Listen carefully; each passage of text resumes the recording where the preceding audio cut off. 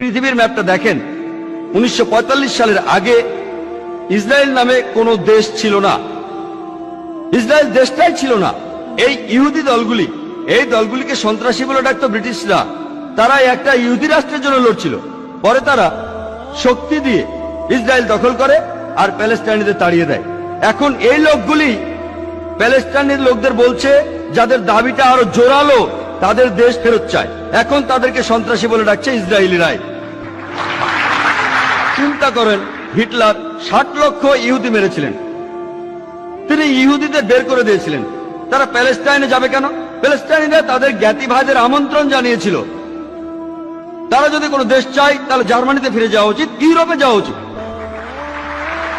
চিন্তা করেন, প্যালেস্টাইনিরা তাদের স্বাগতম জানিয়েছিল। ধরেন আপনার বাসায় একজন মেহমান আসলো, অচেনা সেই লোককে আপনি বাসায় থাকতে দিলেন, আর কিছুদিন পর সে আপনাকে বাসা থেকে বের করে দিল।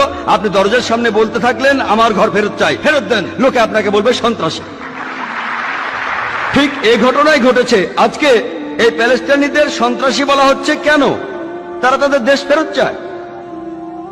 আর এখন পৃথিবীর মানুষ, বিশেষ করে উন্নত দেশগুলির মানুষ, তারা নির্বিকার ভাবে এই অন্যায় মেনে নিচ্ছে।